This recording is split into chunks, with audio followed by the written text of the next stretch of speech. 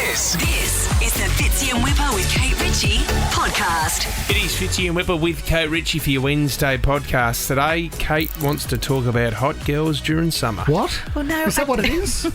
I'd like to. I mean, I'm open to being one. The idea. Kate, do you remember the movie Coyote Ugly? And there was that... Coyote Ugly. Coyote? Coyote. No. Coyote Ugly. Coyote. Oh, Coyote. actually, can you say something for me now? Can you say Cotty's cordial? Cotty's cordial. Oh, okay. No, Cotty's didn't cordial. work.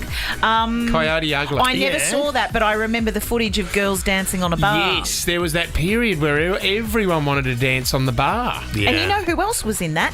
Adam Garcia, the Yes. Australian tap dancer. Yes. What was he in? Tap Dogs? Tap dog, Strictly ball tearing.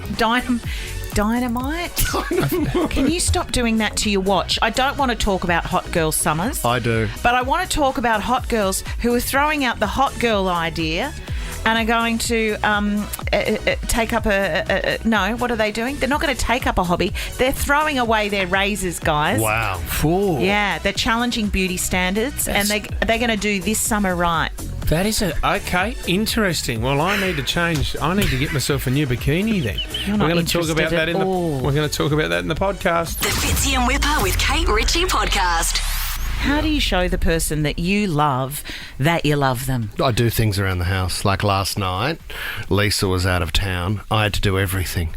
So Well, I you're did- a dad I did- and a parent and just a grown human, so that's also your job, even when Lisa's there. I did the wash. I did 2 loads of washing. Wow. I cooked the dinner. How What did a you come hero. into work I- today? I Robert put De them to Niro. bed, and then I cooked dinner as well. Ask me what we had for dinner. What? Pizza. It's to say it. Oh, what did you have for dinner, Whip? La la la la lasagna.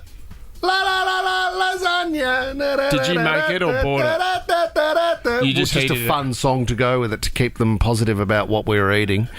Francesca still didn't eat it. How do you dress up lasagna? I mean, it's just With a so salad. great.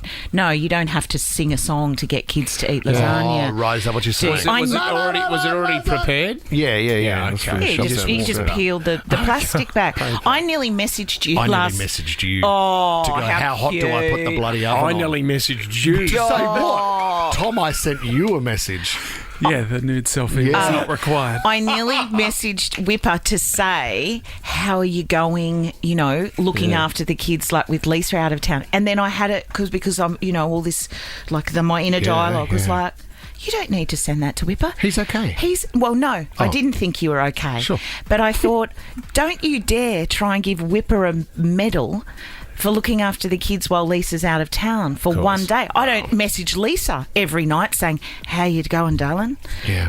How are you managing with the kids? Because she just does it and mums just do it. Well, interesting tonight will be a few people short of the table because I did ask you out for dinner tonight knowing my wife was away. No, that was last night. No, as it was a for guest. Wednesday night. Oh, Wednesday yeah, and you night. declined a Because dinner we have French lessons. invitation from me. Anyway, can I get back to the story? Just quickly, what do you do to show love? You know what? I still send a little message. Oh, like what? We used to write messages to each other, but now it's just text messages. Oh, that's sweet. So yeah, it's just a little one, and it's if it's not "I love you," it's just a thank you. Oh, that's good. Thank you. just a good. thank you. Showing for everything you do. appreciation. That's Yeah. why you're still married. Yes.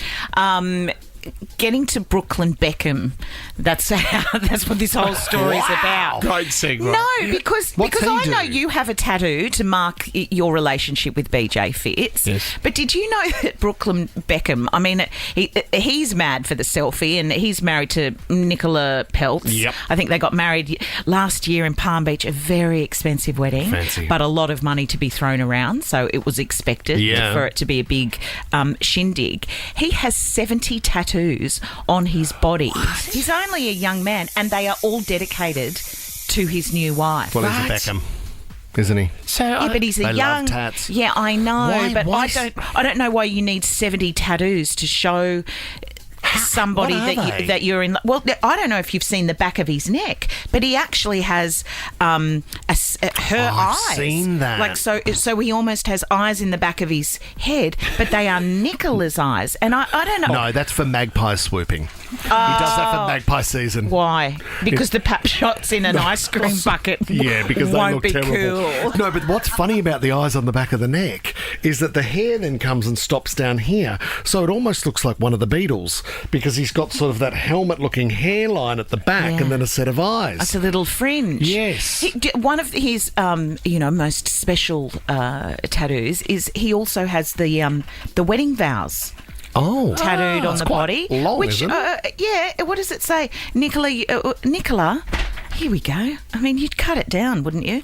Nicola, when you walked down the aisle, you took my breath away. You look so beautiful tonight and always. Let me start by saying, surely he doesn't have all this Was that tattoo. on the rib That you cage? cannot even describe my love for you. Just looking at you, Too I long, see my mate. future and it feels like a dream. You are my world and I continue to fall more in love with you every Is it a small single day. font? And it goes on. So, I mean, seriously, Oh, it's on his back, is it? Oh, but look at it. It's an essay. it's an essay. You need that in Times New Roman, font size 4. Geez, you got to hope that Nicola's faithful. Oh. God, if everything goes balls up, what happens to poor Brooklyn? Oh, That's- I wouldn't be worried about poor old Brooklyn. He'll be just, he will be just fine. And he would say to her, don't you go stray on me, I got eyes in the back of my head. I think that might be to keep away the girls. Is it? that what you do? That's Would you right. have your wife's eyes tattooed onto the back of your neck Do you think so she- that she's always looking at the other? She could have a say in it. She could be the one saying, I want you to get another one. That's extraordinary. 63 is not enough. You're going again. If you've been waiting to skip school holiday crowds for your next trip, now's your chance. Take a sneaky weekender with whatif.com. Just imagine all those empty beaches. Book accommodation and more on the What If app. What if it's Aussie for travel? Now, can someone just quickly explain to me what, like, hot girl summer, hot boy summer, like, what does that mean? When you're going into summer, you're going to get hot or you're going to find a hot partner? It's more just- Immediately for me, I think you need to shred. You need to look your best first, and then if you're single, you're going into the summer looking for a hot girl summer. You know what I mean? There was a guy that used to work on this show, Kate Ritchie. I won't mention his name, but Josiah would say that he would make sure he's single for the summer period. He'd get into a relationship for a cosy winter, but by the time sort of November, race season, December, bang, he's single again and ready for a hot guy summer. I remember Josiah. Yeah. That makes complete sense. Apparently, the hot girl summer and the hot boy summer, like, move over, Red Rover. Oh, yeah, what do you got? Because this is getting traction on the TikTok, guys. Go on, cool mum. Hairy girl summer. Yeah. Wow. She back. Get into it. It's sexy and it's feminine. Now, the trend has been building over the last few years. Makes complete sense. Women are demanding an end to the beauty standard, which demands that they be smoothly shaved or freshly waxed. I guess in the winter, you can keep it to yourself. No one really knows that you're having a hairy girl winter. No. But come summer, maybe more of your body is going to be exposed. You're at the beach. You're Do you going... mean like underarms? Everything. I don't know if there are a couple of influencers, Australian girls. Their names are Bella Davis and Kalita Fire. Of course. They've done some interviews about the fact that they just kind of want to throw away that trend. They're heading into their third hairy girl summer. Great. So they are completely committed. I didn't want to bring it up, but I have really been enjoying your sideburns, Kate. You said to me you were going to wax your top lip for the radio awards this weekend. Now you're running out of time, I'm trying to do a story about throwing away beauty standards and just Do you know what, Kate Ritchie? being whoever it is that you want to be, and I you're love that. criticising my No, I facial love your hair. freedom. My eyebrows do need a wax, but I'm waiting till tomorrow. I know. What Jim's mowing. Oh, mate, he's going to need a I've week. got the radio awards on Saturday, and my eyebrows at the moment are a bit like, and people will, if you're not into a hot hairy, what am I even talking about? hairy girl summer. Hot hairy girl summer. My eyebrows at the moment look like when you put eyeshadow on, your face looks looks dirty because the eyeshadow kind of sticks. Looks like to I the could clean hair. my barbecue with them. That's like a absolutely scourer. not true. And hairy eyebrows are quite in. I mean, these girls who want to do I can't remember it, hairy girl summer. Yeah. They have admitted that in the past they've had a bit of a phobia about. I mean, as far as hair goes, the worst of the hairs are the hairs on the toe. Toe hairs. I wouldn't have thought that would be the most jarring thing you might see at the beach. Can I ask, where do mate. you get hairy legs, Kate? Like, if you let it go, would you... Oh, no, are you no. in whipper territory or? No, Take it absolutely. easy. Well, not on my legs, on my back I am. But my Your shoulders and triceps? I had laser over the last few years because I just couldn't be bothered with the upkeep. I'm not a particularly hairy person. Generally. Your thighs are quite hairy, sort of the back of your thighs, I've noticed a bit. When you're in shorts. What the two of you are doing right now is the opposite to what I was trying to achieve. I want to support you. Let's go back. It's okay to be hairy because there are some women out there who have been forced to shave and wax and do all of that since they were, very young girls. And maybe, why? Why does it have to be a 24-hour effort because you want to go to the swimming pool, for goodness sake? I met a girl. I didn't meet a girl. I bumped into a girl the other day, and I actually won't mention her name because you know who it is. She said, I spend about $2,000 a month trying to maintain the hair on my body. And you're married to She's so hairy. $2,000? Mm-hmm. All the waxing, all the laser, electrolysis, you name it, she has it. All over her body. And as a hairy guy, I support the freedom of hair. And laser. I will stand by every bushy bikini line I see. I will comb, if required, the hair of any underarm on any woman who is interested just in Kate, freedom. While he just keeps talking, the laser, after a certain amount of time, the hair goes away with the laser, does it? Or it goes away. What happens is it goes away if your body kind of takes to it well. But then every now and then... Yeah, your bum crack. You'll just be sitting in the sun somewhere and a hair will reach out from your leg and pick up your drink bottle. Oh, my gosh.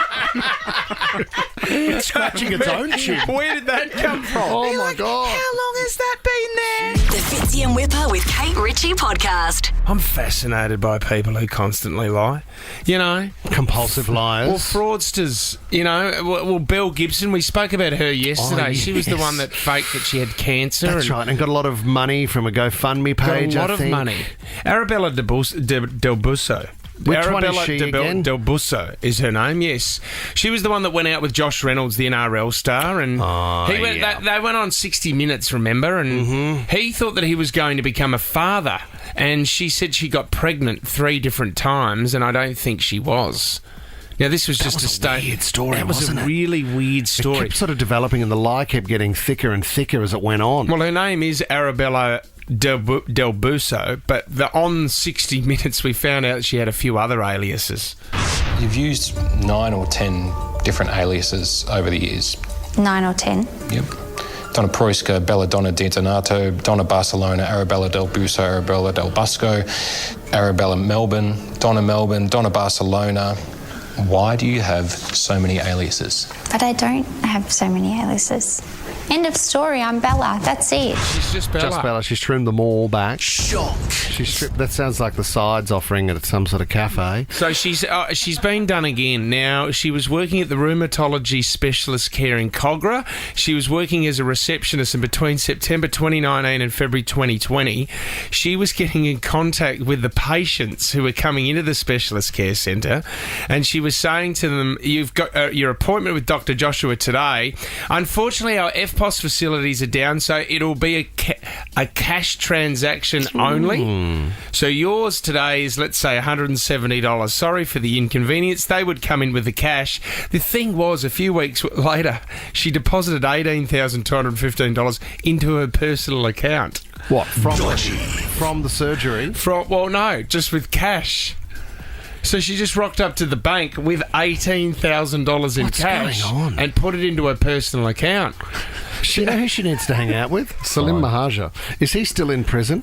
I think he is. Because those stories just got worse. Then and the worse. other thing as well, she's denied it the whole time. She was sentenced to go to court, and she just didn't rock up. So now she's been found guilty. They don't know where she is at They the may moment. have used the wrong name. They may have chosen one of the other names. Her lawyer was obviously very frustrated, rocked up on the day and said, I don't know where she is. Unfortunately, my client has been in and out of concussions. Okay. So she is, I think her only job that she has at the moment is she's a celebrity boxer. Under which name? But no, Well, this she's a is the thing. professional liar. I mean, she should have some sort of side business in identity changing. I find this fascinating that you are just... Her next move will be to move overseas and start again under a different name. You've got to. Yep, my name's Christopher But see, Scase. then on a current affair, you see all these con men and these fraudsters that go on there. They go and serve time in jail. They come back out and They they do just the same thing. They'll start a new business. And it's the they'll exact con same more- game. Yes. Well, isn't your mate who sold you the fuel additive injector thing, isn't he still on the run? Tim Johnson, he went and lived in Thailand for a while because I remember... What was it called? It was called Firepower. Firepower. And this is where you put a tablet into your fuel tank and you get twice as much... Or you get... It cleans your fuel and you get twice as much It output. cleans your car, your fuel, and also you get twice as much out of a full tank of fuel. Magic pill. Magic. I remember going to a pub and he rocked up and he showed this video of this car that was just sputtering black smoke, and then all of a sudden they put this pill in and it was like... Turned a Datsun into a Ferrari. It was fine. All the black smoke was gone and everyone in the room was going, wow, God, take my money. Oh, now for my next trick. And What's Tim your Johnson, money? Tim Johnson said, I will, and go and live in Thailand. Watch your money enter my bank account without you knowing. Is he still there? No, I don't know where he is. I know there was a few bikies coming after him. You sure that's that not cost him? me a lot of money to get those bikies to do that as well. You so- sure he didn't get a gender change and his name's not? Just don't know. The Fitzy and Whipper with Kate Ritchie podcast. Brad Pitt is looking better with age. My wife said the other day he doesn't age. Brad Pitt. He does. I mean, he's looking a little bit older. When she showed me a photo of Brad Pitt the other day, I was a bit angry about it, and I thought, I want what Brad's on. She did some research and found out that Brad Pitt. Brett Pitt. Brett Doesn't sound the same, does it? Hey, Brett, how are you, mate? G'day, I'm his cousin, How are Brett you? Pitt. I'm Brett, and you've met me brother Doug. Remember Doug came into the studio? Poor Doug. Doug Pitt. He dug a pit. with Doug Pitt, Brad's brother, we probably spent 2 minutes on Doug's life and then bang, straight on to Brad. And there was a moment where I think he rolled his eyes and went, yeah, okay. Yeah, he's done all right for himself. But Doug Pitt has gone throughout his life with people going, you're not, He does look a bit like he Brad. does. You'd make the association. If you knew his last name was Pitt, you would ask the question. He's the Wish version of Brad Pitt. he's the budget version, isn't he? But he's the bottom shelf. There he is, big There he smile. is. Tommy's got a photo of him. Yeah. He's not a bad-looking rooster, just unfortunately his brother's Brad Pitt. So Doug, you're nothing. We move on though. I had no idea of just how generous Brad Pitt was. This story goes back a while. But Brad lived in an area where he saw, this was back in 1994, he bought his first house when he was filming Mr. and Mrs. Smith, in this one area which he saw was then starting to be developed. And he thought, well, I don't want too much development and I don't want too many neighbours. In this area where he was buying all these houses, there were 22 houses and Brad Pitt bought them because he wanted to make sure that that area was maintained and didn't develop any further. Good effort. Yep, so it was a smallish Imagine area. buying a whole street. Wouldn't that be amazing? Pitt Street. Oh, man. And just having your mates. Yeah, you want a place to stay? Why don't you stay? Here's the keys to number 16. Oh, sorry, Doug's there again. Doug. You'll have to ask Doug to... And Brett, my cousin, Brett Pitt. He's in the other one. Post Malone does that. He's built a place out the back of his place for his mates. How much fun would that be? It's like a dormitory, so it's like school camp. Yep. His mates come over, party. I'm and on the top bunk. Every one of them have a bed out the back. Yeah, you want to go and have a kip? Go and have a kip. Friday night, everybody's in. Wouldn't that be awesome? Well, Adele did a similar thing, didn't she? Where the house that she has in LA, she then bought the one next door to that, and then the one next door to that, and I think the hubby lives over the back fence, or the ex. Did you see the Disney boss just sold, or he's a good bargain? The headline was "Good bargain on Disney boss's house." He's knocked 40 mil off the house. It's now 320 mil. It's a steal. Yeah, it's a steal. But over 40 years, he bought the 5 huge blocks around him and turned it into one place. Didn't the Kogan guy do that in Vaucluse here? He bought one block and then bought another 4 or something around it. Wow. Knock it down for a mega mansion. Man. Aren't we all doing it? Anyway, on the last house that he wanted to buy, Brad Pitt knocked on the door. There was a man there that was 100 at the time.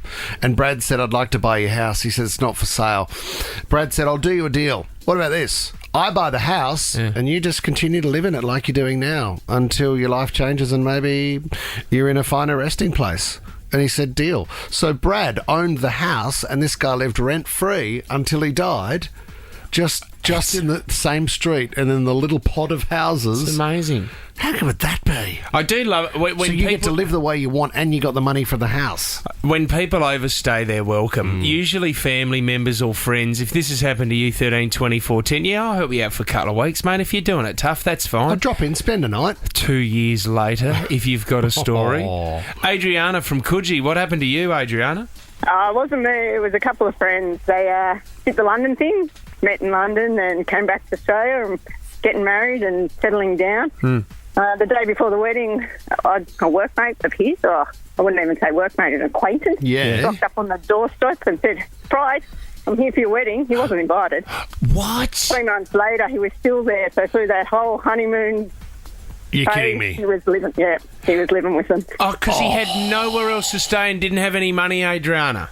No, it turned out he lost his job and he was in between work and thought he'd come to Australia for the summer.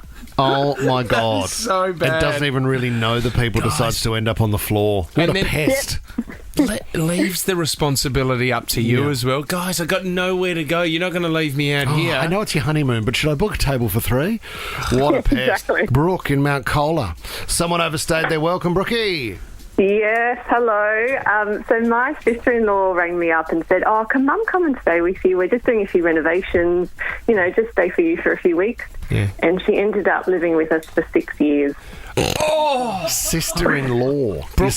Yeah, so that was my mother-in-law came to live with us for 6 years. Brooke, was there what was a moment where, because you know what, when you come home from work sometimes and you are so tired and you just go, I just want to relax on the couch, I want to watch what I want to watch on television and I just want to eat what I want to eat in the kitchen.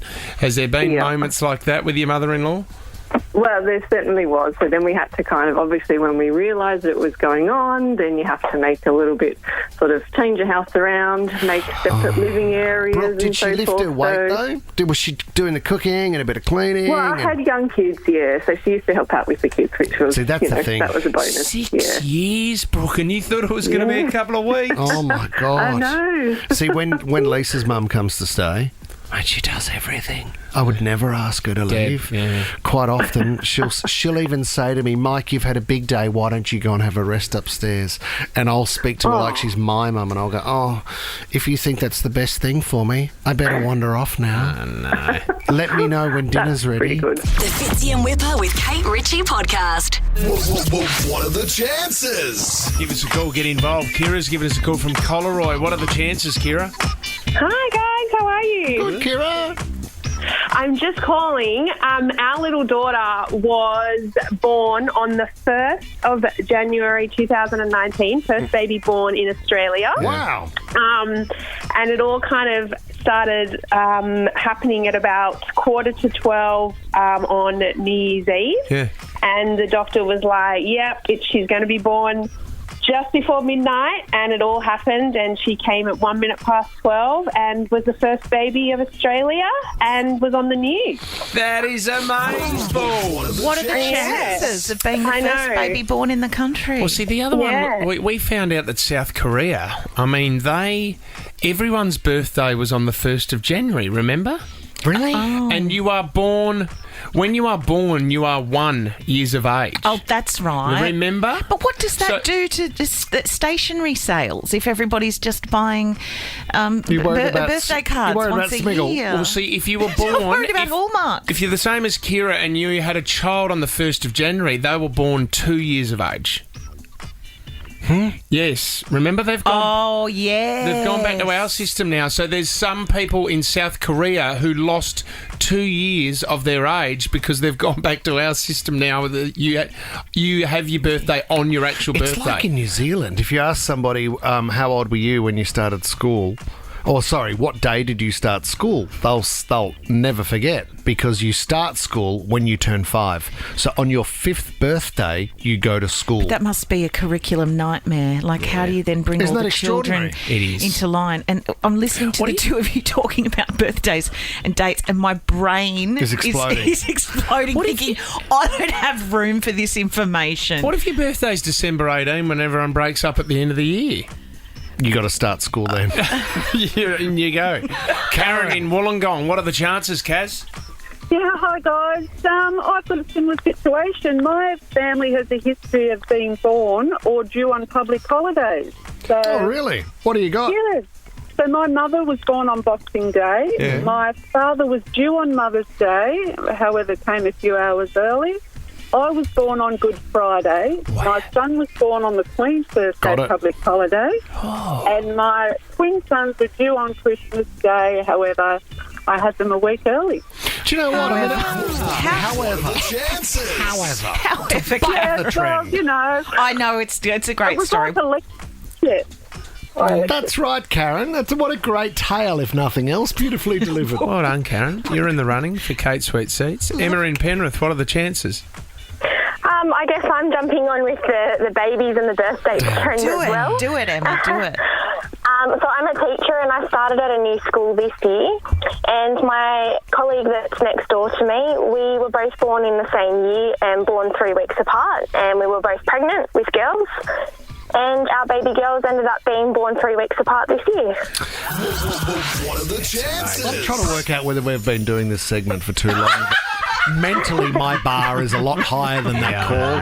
Well, I can tell you the story about how much May weighed. No, we don't want that either, mate. There's a lot of We've numbers. moved past it about 2 years ago. Being born around the same time. No, don't give me around. However, it didn't happen. I'm not impressed with the public holiday. The public Emma. holiday. She was due on Christmas Day, but she came a week early. However, no, but that would make sense because the 25th never changes. But if you're born on the Queen's birthday long weekend, that date changes every year. But I'm not criticising Karen. I'm just that's what was blowing my brains out. There's a lot of pressure on Michelle to save this segment this morning.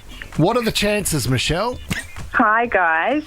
Well, we went on a Moroccan tour, and at the end of the tour, I promised my mobile phone to the tour guide, but obviously had to get back to Australia first.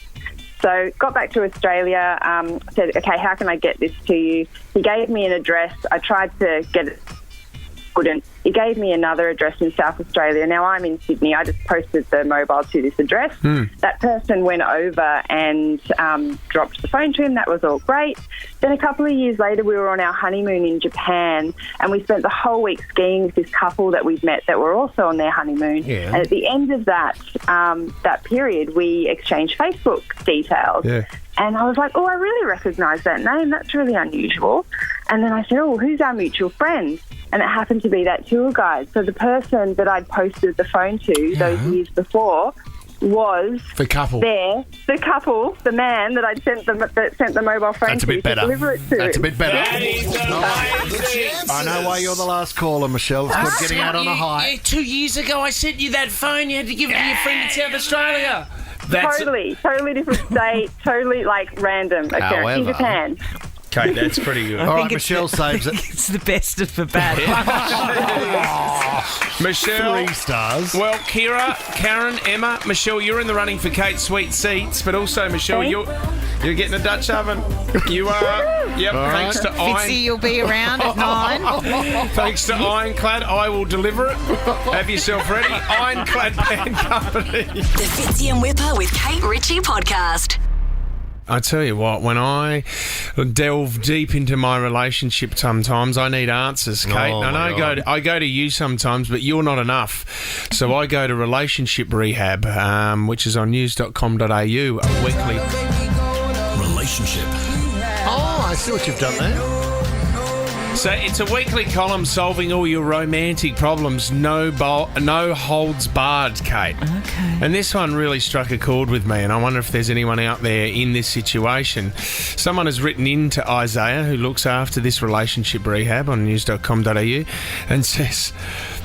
I feel like I can never do anything right when it comes to my wife. She criticises everything that I do. I don't clean enough, but when I do it, it isn't done properly. Her voice annoys me and cuts right through me. I've started to avoid going home, as being at the pub with my mates is way more fun. I know I'm drinking too much and avoiding going home because of her. Is my marriage over? Isaiah's written back, yep. Well, it is. Oh, no. I don't think I it's think over. it is if you decide to stay at the pub. Do you know, there's a couple of things I want to point out here. Firstly, I think every married guy knows, or blokes in a relationship realise the hard way, that how many brownie points you think you've earned, they're worth 0. It's like winning at the casino and then you go to cash in your chips and they're not worth anything. They go, I'm so sorry, this stands for nothing. No, but see, I think the work you do around the house and the effort you make, they don't bank. So you can't call on those down the track. No, they don't. Well, at home, whatever you do around home doesn't bank at all. But let's say your wife's going away for a few days. Yeah. You can now, that's bank. You're banking that. You could bank it. Yeah, you could bank that, but I'm talking about extra efforts. It's not. Okay. This is the thing. Those things, day-to-day things, like taking the... I don't know. These are really classic jobs, but like taking the bins out. No, that's shared help. Or that's expected. That's like really basic entry-level parenting relationship. They're not bankable. No. It's not what I'm talking about. No, not at all. It's above and beyond stuff. It's above and beyond stuff. It's where, and Tommy and I have spoken about this before, is where your it's a mindset where you put your wife and family first, which I always do, and I know a lot of husbands do, is they put their wife and their family first. So every move they make comes with the thought of, does that work, or would she like that, or how can I improve that? Is that like when you took her out fishing on the tinny? You did that for your wife? Well, we didn't expect the ferry wash, and she couldn't get a bite. She got sick and vomited everywhere. That was different. Yeah. Now, I couldn't bank that any was of all those. for Lisa. She loves going out and baiting lines. Loves the smell of two-stroke. Those brownie points didn't add up to anything. But it's those little things where you go, there's got to be a bit of payment back in that. There's got to be a little bit of treatment back in that. I think even the really simple things are bankable, like sometimes they are, like when someone else goes to the shop to get their lunch and then they think, maybe that person hasn't eaten, so they put in a call and say, honey, can I get you, I'm about to pop into the shops, can I get you this, or I'm about to pick up a coffee, should I bring one home for you? That is bankable. Not bankable. That is bankable. Well, I would love to hear from anyone that's been in a relationship where the partner is quite critical, and it might not be digging the whole time, but it's just everything that you do, you just feel like you're not doing it right. I would suggest majority of relationships go through this. There is a tactic that men do use, and that is, Kate, when we are cleaning around the house. I know exactly what you're going to say. When we're told to do a certain task, you do it really badly because you know that you don't have to do it again. Do you know the thing I get picky about in my relationship? You know what? You guys are so bright. Kate, this is the one I get picky about, and I think this is fair, is that if I see something that needs to be done, I just do it without saying anything, right? Oh, God, what a legend. It's not the point I'm making. It's not the point I'm making. A round of applause. So when you ask me to do something, that I may have done, right, you don't need to point it out. Yeah, just do it. Well, that's the thing. I do think that men, I don't want this to be a battle of the sexes, but men need medals for doing basic things. I think women generally just do them. Yeah. No. I agree. I agree with Kate 100%. Well, then the message out of that is you got to realise that when you're doing things, your partner's doing just as many things. No, but do you know what your problem is? You do something and then you have to tell everybody around you and what you've done. Maybe that if you're talking about the gym, quite possibly. Well, no, and it's just jobs around the house. Because I think Whipper, this is a much deeper conversation. You guys chat about me, I'll sit in the corner. Whipper relies heavily on external validation. Yeah, I do. I wait for you to go, Kate. Oh, that's impressive. Oh, you're a good hubby. He asked me to do a star chart for the office. Oh, my gosh. Not even joking. Oh, no. Oh, no. There's 5 stars in that. Can we let's get back to the critical debate, right? Because let's say your partner's, all right, they're doing something around, a task around the house, and they're stuffing it up every time, and it's not 100%, Kate. How's the best way to approach that then? Because then how do I say to BJ that dinner wasn't on track last night? I don't think you do say that. Do you know what you're saying? I don't think you ever say. I don't think one word of advice. I don't think you ever say, "Oh, honey, your dinner wasn't quite up to scratch." Do you sit down and watch Colin Fasnich is on, honey, with My Kitchen Rules? Come and have a look at this meal. That's amazing. Write this down. No, you put your hand up and you say, "You shouldn't have to cook all the time, darling. Why don't I do tacos on a Tuesday?" Darling? That's tough. Baby girl. I got back page Tuesday night. Sorry, I can't cook. Just put the pork on, would you, honey? I think I need to say, though, that if someone is critical of you about absolutely everything, it's not that you can't do anything. They're not happy. It's that they hate you. No. So the answer to this guy's question is your marriage is over. Fitzy and Wipper with Kate Ritchie is a Nova podcast. For more great comedy shows like this, head to novapodcast.com.au.